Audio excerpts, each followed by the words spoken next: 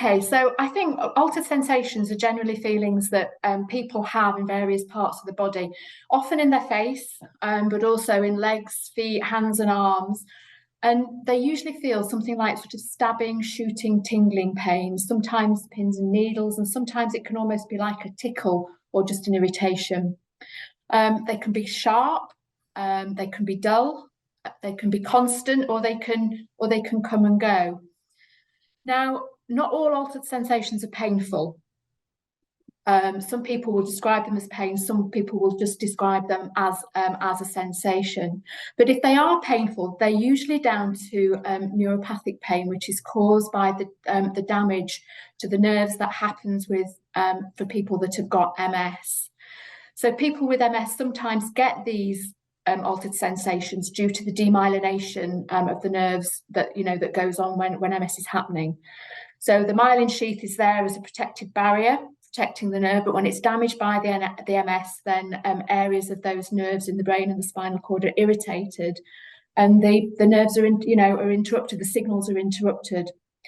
So quite often it might feel like you've got damage in an area such as your hands and your feet, but actually it's not necessarily, it doesn't mean that there is damage in your hands and your feet. It could be that the damage is to nerves in another part of the body, but it's just that those nerves supply your hands and your feet. So I think it's quite important to understand that just because somebody has those altered sensations, it doesn't mean that there is damage going on in that specific part of the body.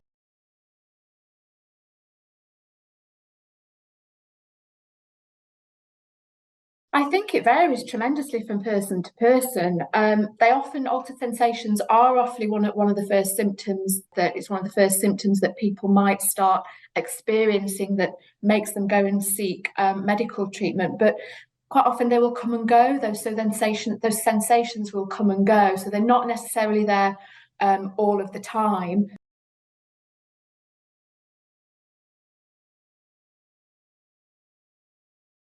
As I said earlier, they're not always painful.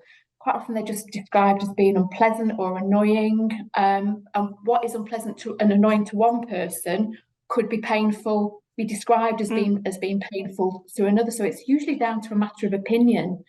And it can be around patients or people's different tolerances and thresholds of sensation. And that can be down to possibly damage that the MS has done to the nerves, but also due to something simple as people's past experiences.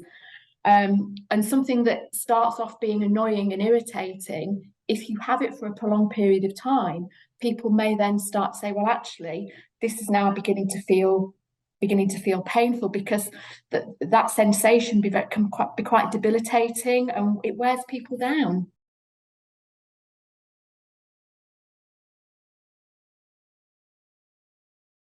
It could be. I mean, the way that people describe altered sensations is usually that burning, tingling, or shooting. And there are other things that that can cause those sensations. Anything that's irritating a nerve for whatever reason. So, for example, somebody could have got shingles. The symptoms from shingles can be very, very similar to the pain that people that have got MS can describe as either being painful or as a sensation. So it could be quite common for somebody if they don't know that they have MS, that are presenting with these symptoms, that they could actually be diagnosed as having what is or a medical person could view as being the start of shingles. So yes, definitely, people could be misdiagnosed. But with shingles, we know that it follows a pattern, and we know that people start getting a rash, and then when that rash doesn't appear, you've kind of got to question what is actually going on, and if it doesn't go away or it keeps coming back, then it needs to be looked into in more detail.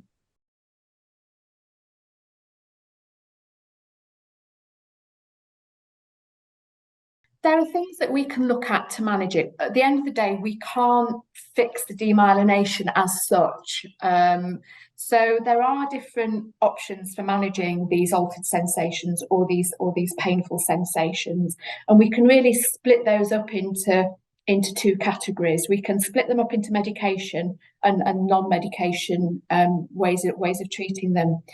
Options for medication often include drugs that are manufactured for other purposes, such as anticonvulsant drugs, which we use for epilepsy, or antidepressants that we use for people that have got long-term depression symptoms.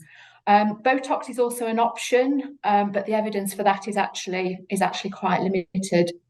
Routine painkillers, so things like maybe like some paracetamol or ibuprofen that we would use for musculoskeletal problems, tend not to be as effective. So the anticonvulsants and the antidepressants we found to be quite effective for all sorts of different neuropathic types of pains, but we know that alongside the benefits that they have, they also do have some side effects that people sometimes find a little bit tricky to manage, such as drowsiness. But we can usually get around that by starting patients off, or we can start people off on lower doses and gradually building those doses up so that the side effects, they sort of become tolerant to the side effects over a period of time.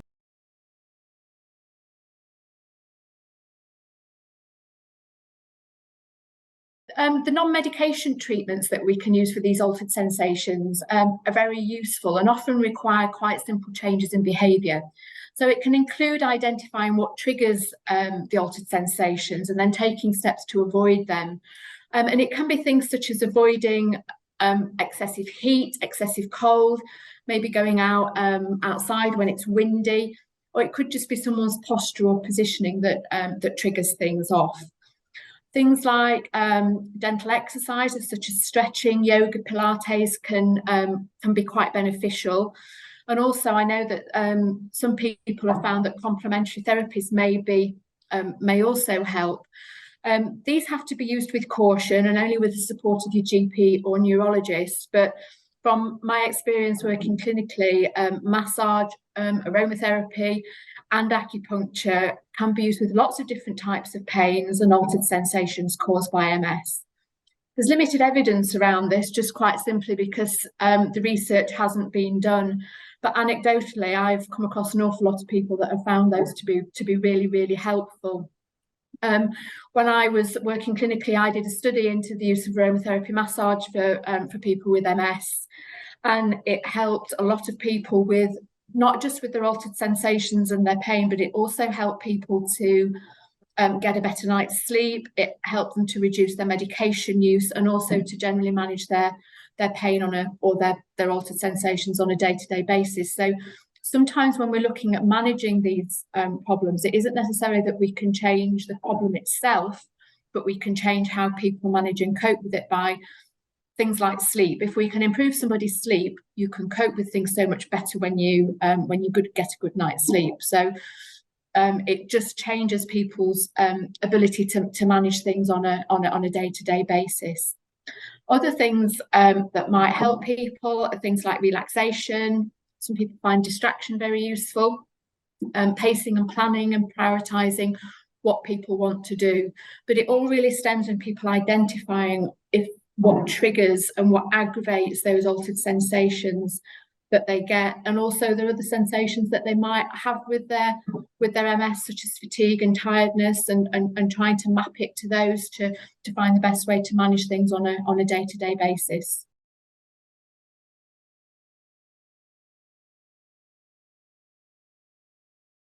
That would definitely be one of the things that I would suggest. People find that sometimes when you have a pain or an altered sensation, it can be very unpleasant and very difficult. But then if you go on to having a time when you haven't got it, it's very difficult to look back and remember what it felt like, using those words to describe it, identifying the location. So writing it down as and when it's happening can be really useful to then be able to go back.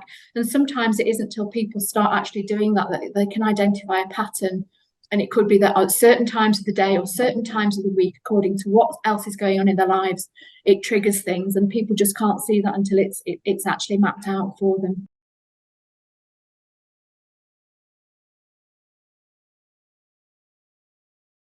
Sometimes movement and posture. It's basically anything that's going to irritate the areas where there's demyelination, and that it's very difficult to work out. But quite often hot and cold is a big one.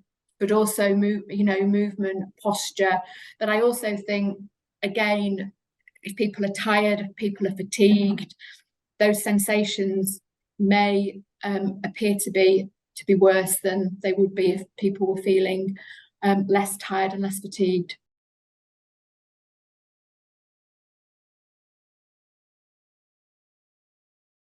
Yeah, I mean, anything where your general health isn't as good as it perhaps normally is. So coughs, colds, viruses often will cause people's perception of those sensations and pains to change.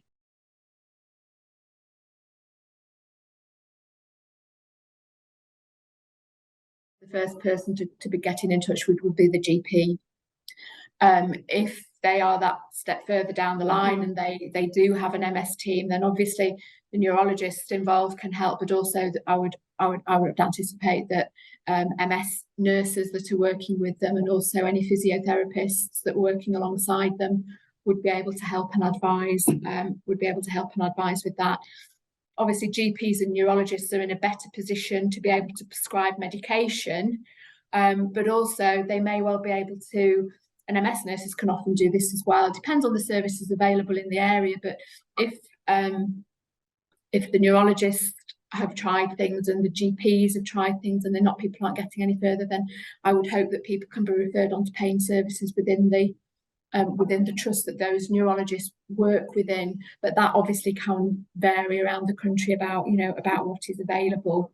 But definitely physiotherapists can be thinking about things like gentle exercises, stretches that can help, monitoring how different movements and activities might be aggravating things and increasing those altered sensations.